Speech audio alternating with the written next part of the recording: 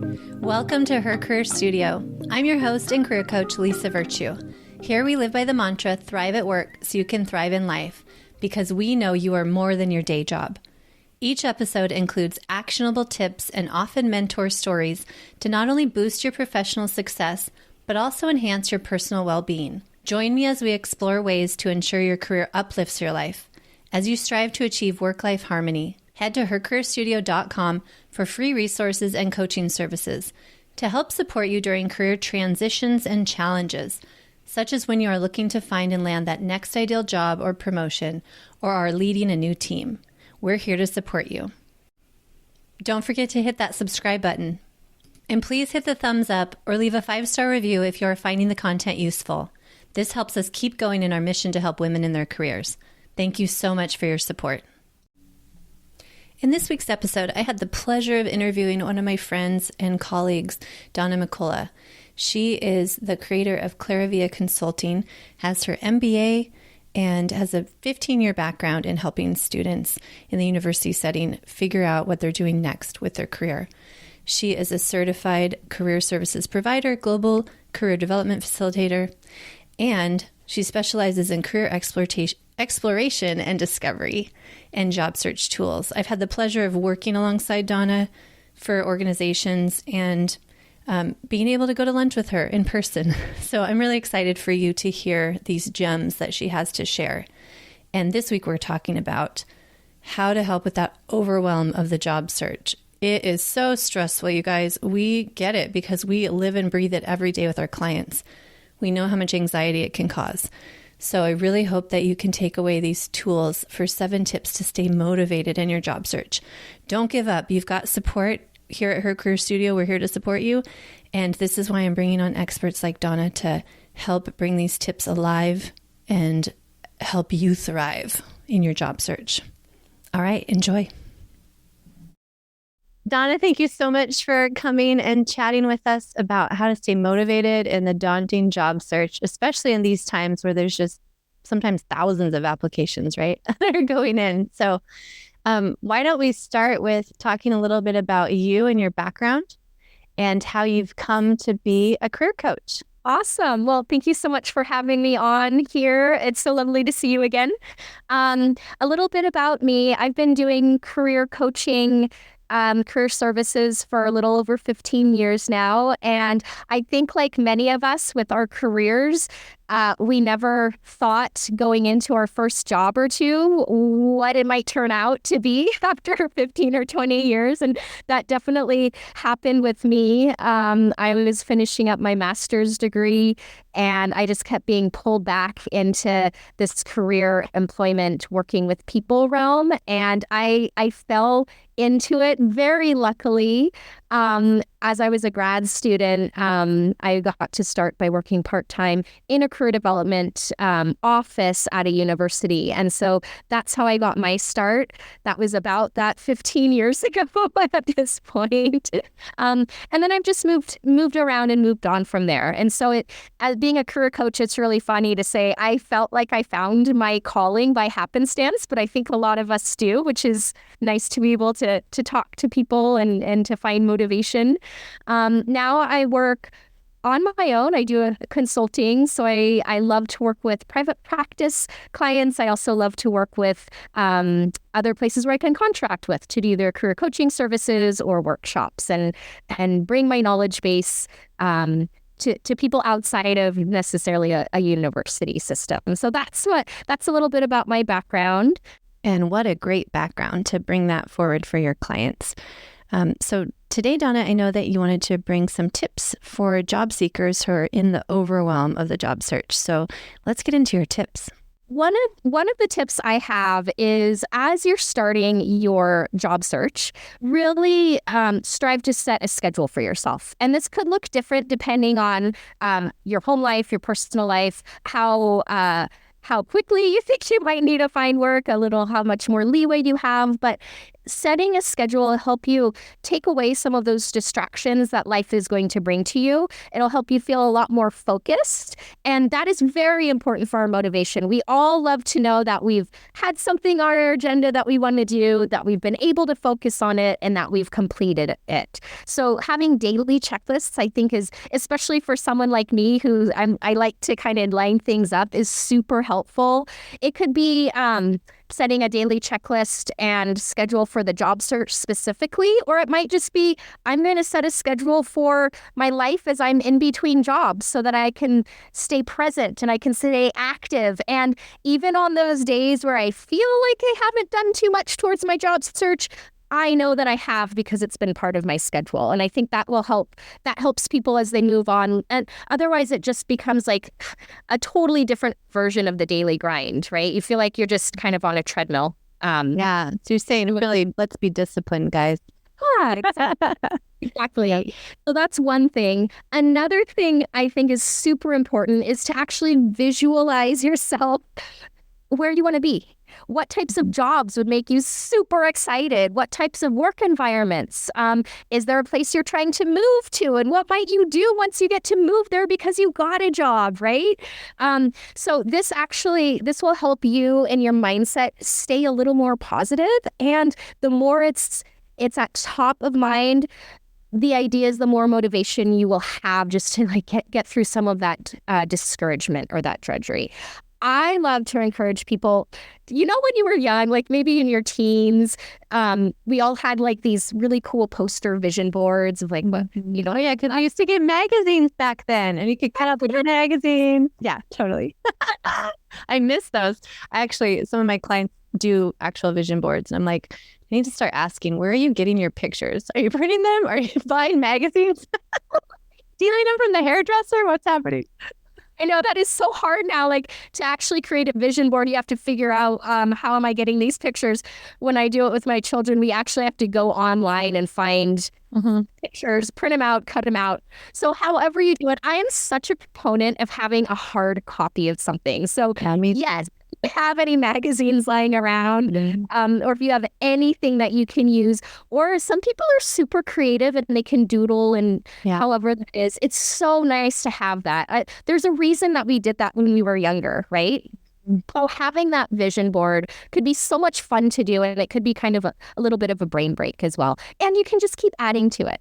If people have like a tack board, that's a really cool thing to do, because then sometimes this keeps changing. Sometimes you realize that there's something out there you didn't know, right? And all your networking and your research, and then you can make it less static and much more alive. And so I think that would be super motivating if that's something that someone wanted to do. Yeah. And I'm a huge fan of Pinterest, but when it comes to things like this, it's not like in front of our face enough, right? It's just, it kind of feels ethereal or far away in a way. So I like your advice of make something tangible, put it in front of your face.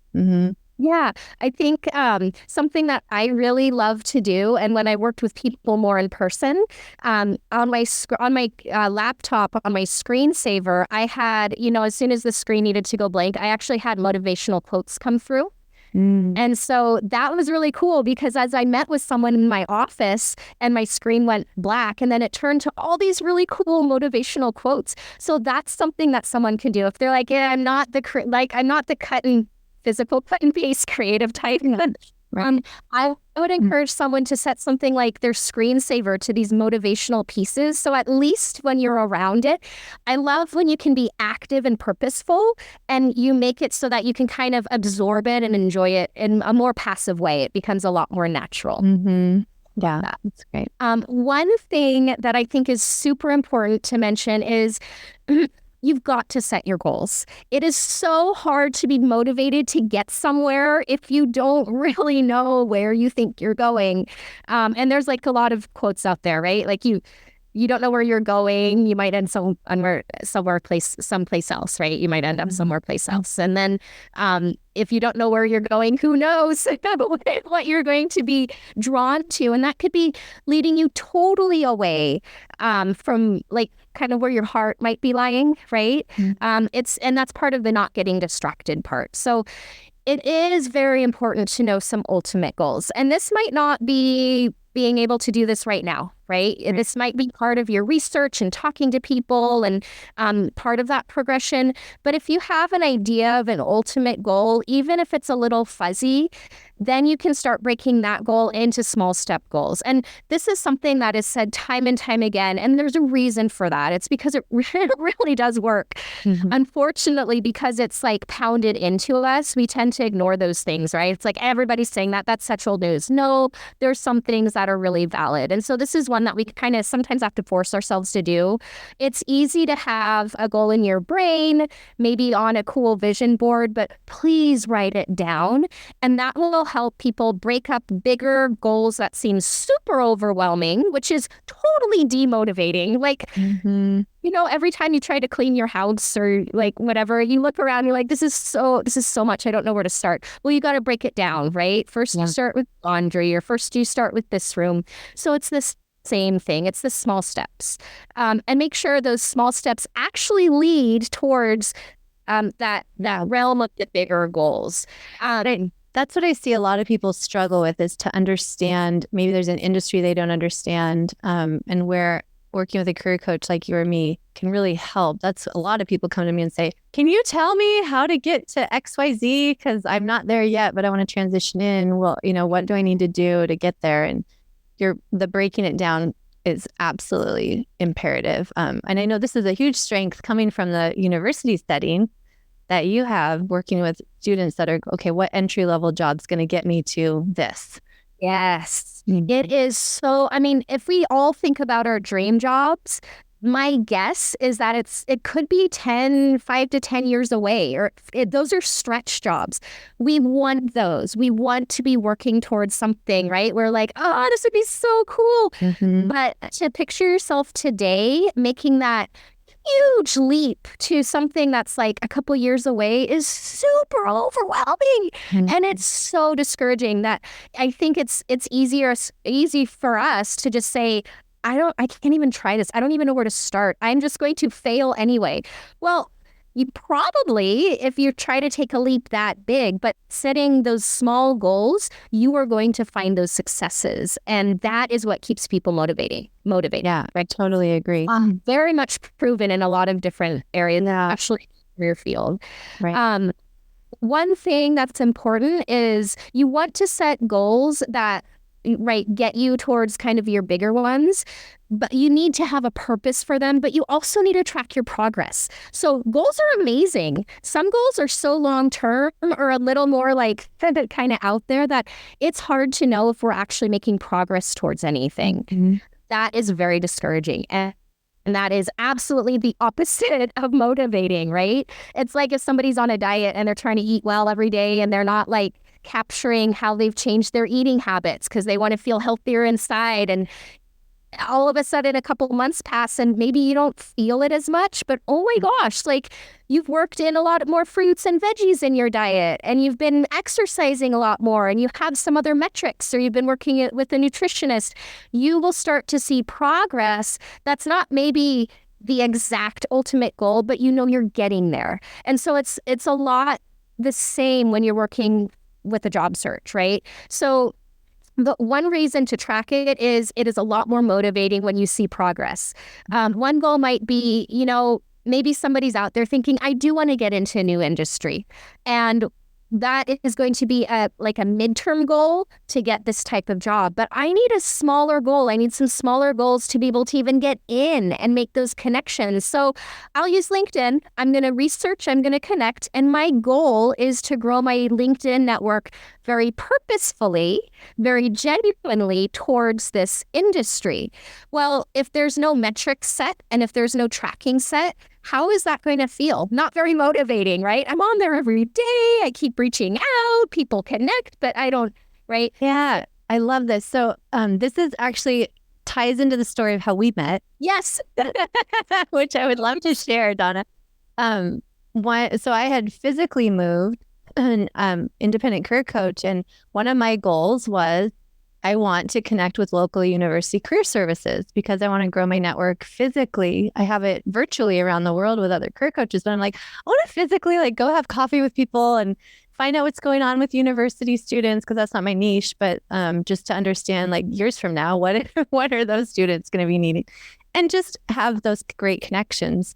For me, it didn't have anything to do with a job search or trying to get more clients per se, right? It was about that networking, and look at where it's brought us. So then Donna and I reached out to you just on LinkedIn. You were gracious and awesome connecting with me, and then we're like, let's go have lunch. And then we hit it off so quickly. And now since then, we've actually have worked together for companies and have connected each other with opportunities, which is beautiful. So I want to just encourage people, like, think differently. Sometimes if you're in a job search or you're unemployed, you get so lonely and it's hard to think, okay, I'm looking for people that can help me.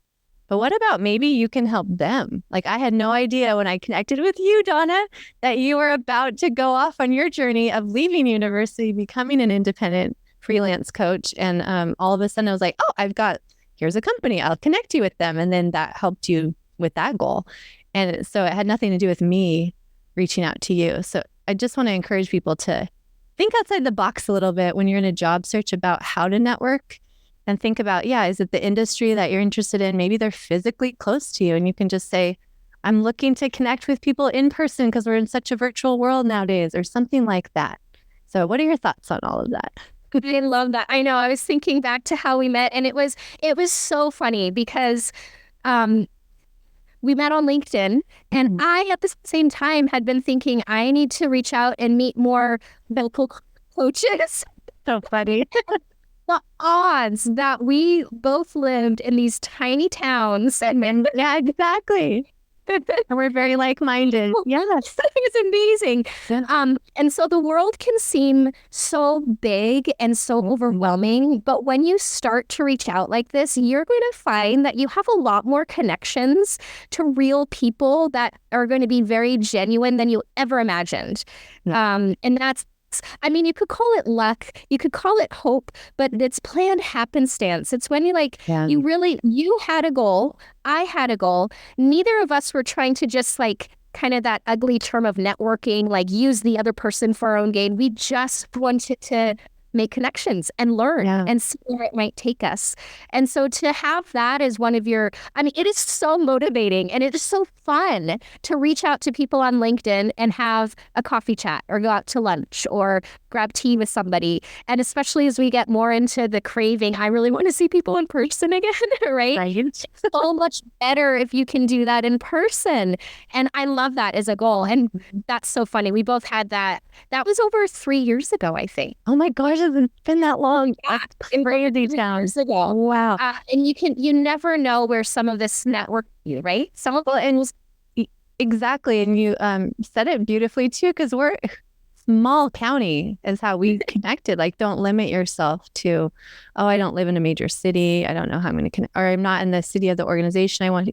What about similar industry that you're looking to eventually grow into? Or, people are craving that. And so when you're genuine about it, you'll tend to get response for sure. Yeah. Absolutely. Planned happenstance. I'm going to start using that. It's a really good way to put it. My favorite things to mention when I work with people. And it's an amazing theory that you see all over the place every day. We're going to talk more about that later. Yeah. I keep going. Okay. So something that you and I did as we were reaching out is we had realistic goals, right? I think one of the important pieces about setting goals is you want to keep them realistic. And there's kind of two categories for today that we can talk about realistic. So one of them is you've got to actually be able to do it without just checking the box. So remember the purpose of the goal. The purpose of your goal was to reach out to people in the university career field, right? You had a very specific, very purposeful reason for reaching out. Right. And so you were able to do that. If you had said, I'm going to reach out to 50 people in a week, but that is not a realistic goal in terms of what the purpose was. You might be able to check the box. I did it. I reached out to 50 people. Well, how did that work out for you? Did you get maybe eyes? Right? Not you, but how would that work out for you? Yeah, exactly. Well, Being realistic is, first of all, something that you know that you can really genuinely work towards, and a goal that's realistic for what your ultimate steps, right? All of your goals should be leading you down this path. Motivation gets cut off when these goals start leading you astray, or when the only purpose for completing a goal is to check that box saying that you completed it. So each goal needs to have its purpose. Yep. The other piece is sometimes we set goals that if it were up to us, we'd feel like they'd be totally realistic. But there's some goals that depend so much on everything but us that it's really hard to count on yourself reaching those goals only as they are. So for example, let's see, maybe you want... maybe your goal is to get a job in 2 weeks, and you have the jobs that you're looking for, right? Because we could all get a job within 2 weeks. It's the job that you want, right? Right. Well, that's great. That is number one. That is an all or nothing goal, right?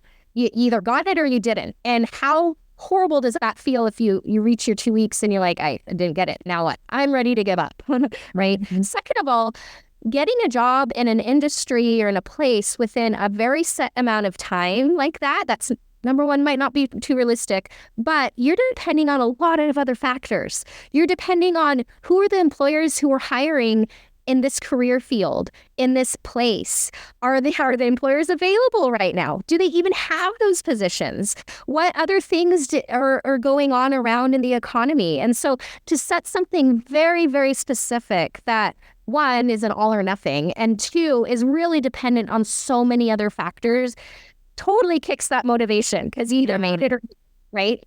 I'm not saying don't have a goal of getting a job and this type of job or within this time frame, but those are those ultimate goals that you've got to realize through those small steps. Part of why I want realistic goals for everybody, and I want those kind of check-in point goals, is if you're able to track them, you also know what's going wrong, right? Mm-hmm. So if you're able to say, oh yeah, I've been doing all of these, but they're not really bearing any fruit. I've been spending this time and effort and a lot of emotional energy. If you're tracking goals and you realize, okay, this one, the way I'm trying to get to there, it's not going to work. So I'm a band geek. I was a band geek all through middle and high school. Oh, wait, what instrument did you play? I played the clarinet. I was going to guess the clarinet. I love it. I was going to guess clarinet. I don't know why. I played the clarinet. You would like you play the clarinet. I didn't know there was a look, but maybe there is. I was totally a band geek. And our director, who I had for 7 years, would say something to us. It's when we were playing out of tune, right? And so he has this beautifully musical ear that a lot of us may have had, not quite at that level. But he'd just be like, oh, it's just tune up, fix it, however you do on your instrument. He'd say, it's like sticking your hand in the door and banging it over and over again. This hurts. Why is this happening to me? Right?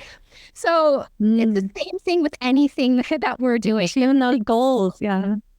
Right? If you think that you have a goal that's very valid, but the way that you're trying to get there and you're not seeing progress, and you're not seeing progress because you're tracking your goals, that is an indication that the door may be slamming on your hand and you need to figure out another way to get to those goals.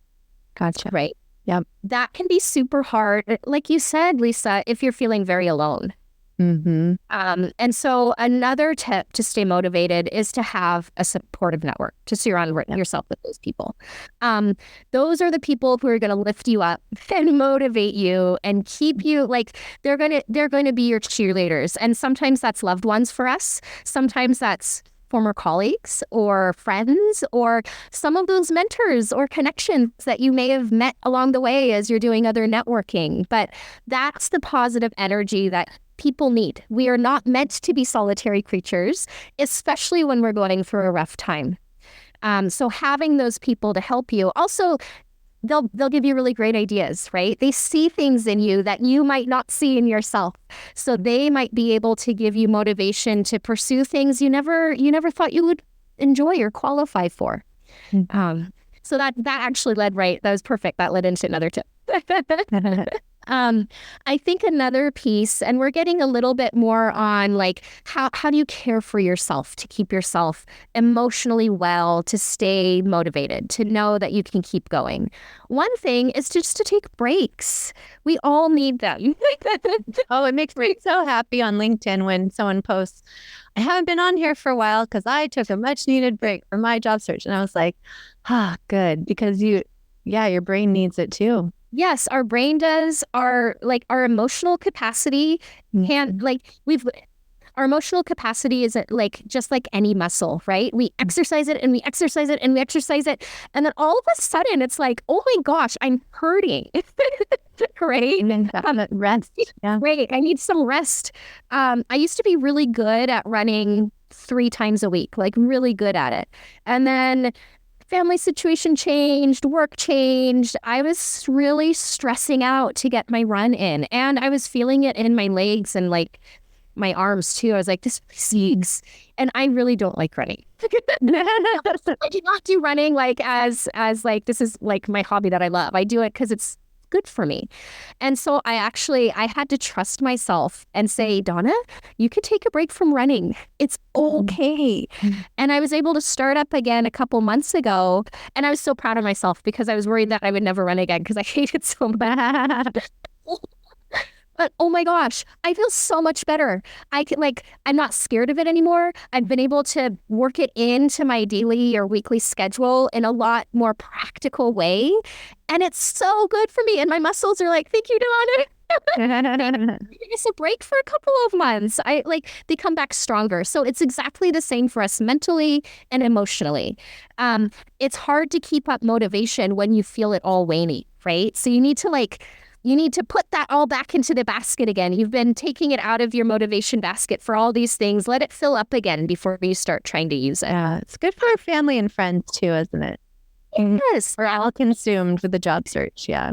Yes. And I think that's part of it. I think part of taking a break is, sometimes we're very hard on ourselves. Like we're go-getters and we have our goals and we want to work towards them, but we don't want to neglect the things that are going to make us better people and make us happier people. And we don't want to neglect the things or people that we really care about because they need you too. And so taking a break could be, I really need to go out and have tea with that friend I haven't seen in a while. And let yourself just be immersed in the moment. You don't need, it's so hard because when something's on our mind that we're really, really concerned about, it's hard to turn that switch off. Yeah, we get obsessed. Yeah, we totally do. Practice being in the moment and practice being present during your breaks, whether it's out with a friend or on a bike ride or, doodling in your doodle book or whatever. Practice how to be able to take that mental break. So the last thing I wanted to say was, I think that once you're motivated, we want people to stay motivated. We want them to know that they're working towards a goal. Sometimes to be able to do that, you honestly need help. Right? Mm-hmm. And so if people are looking at this thinking, I've been in the job search for a little while, I've tried some of these practices, please get a career coach. Mm-hmm. Please look out to your network to find somebody who knows what they're doing. So to think about my band instructor, right? My band director who could hear when a note was off by just a little bit. And he's like, that sounds awful. I know exactly what to do. I know exactly how to make this right. I know how to get you back on track. A career coach is the same way. It is our expertise area. We've built our career around helping other people with theirs. So they may be able to find you, if you're looking at this progress that you're trying to make with certain goals and they're not getting anywhere, a career coach is able to do a deep dive and kind of dissect where might you be finding some barriers. Mm-hmm. They're able to be that cheerleader. I think one of the things that we love most about what we do is we get to cheer people on and find the great things and great strides that they've been taking and be excited with them and geek out with them when they found something so new. Very true. It's super helpful to have someone as a resource who does this professionally, who you can lean on and who can guide you.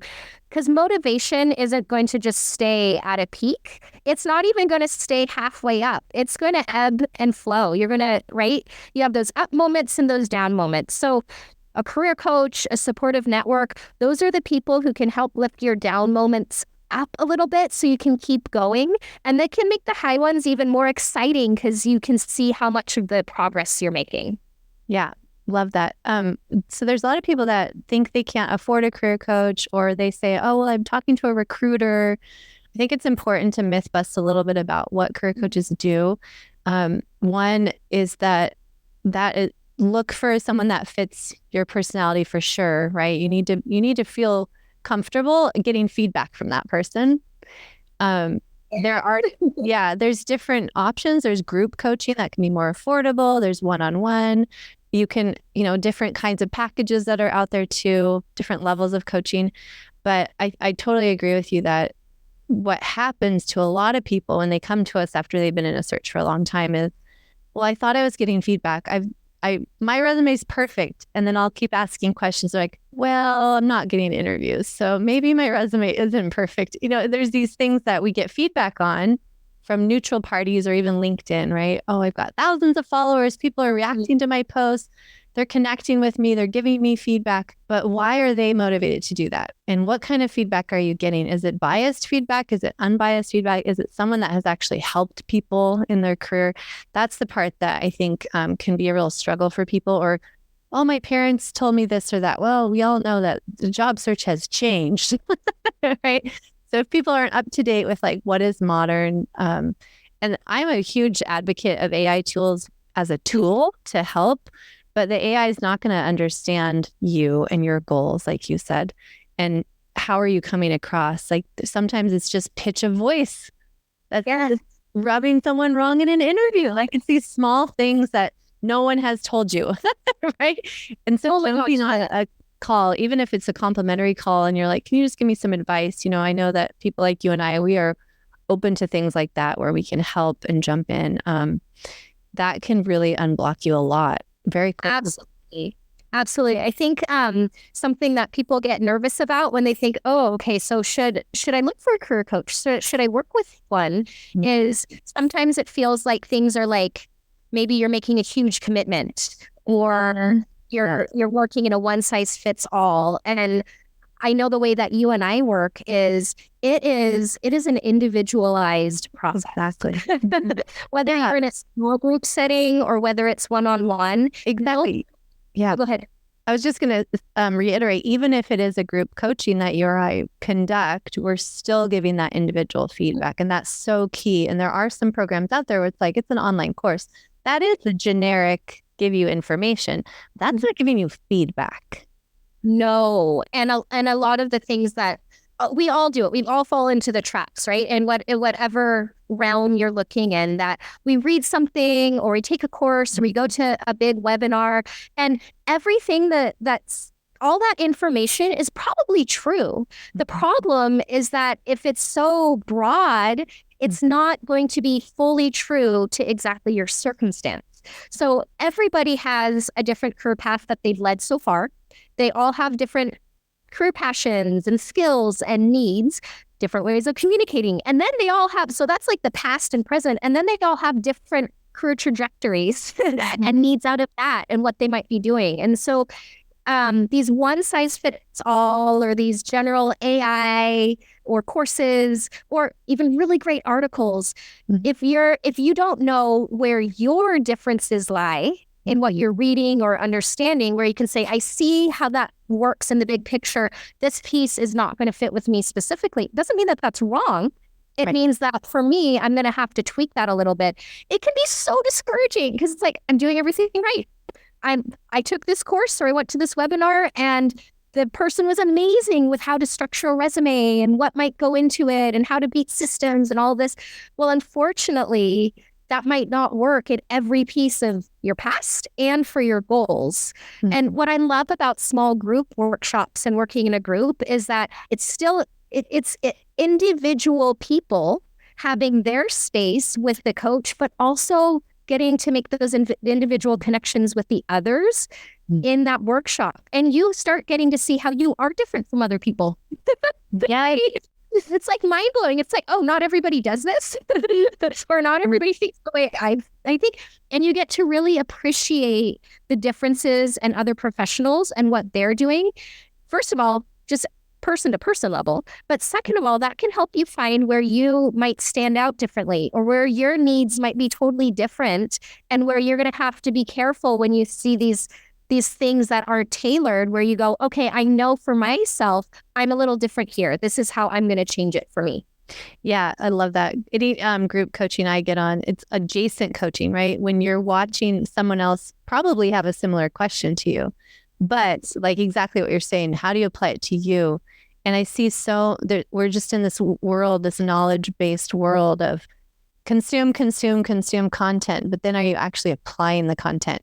And when you go to actually do it, do you sit there and freeze up?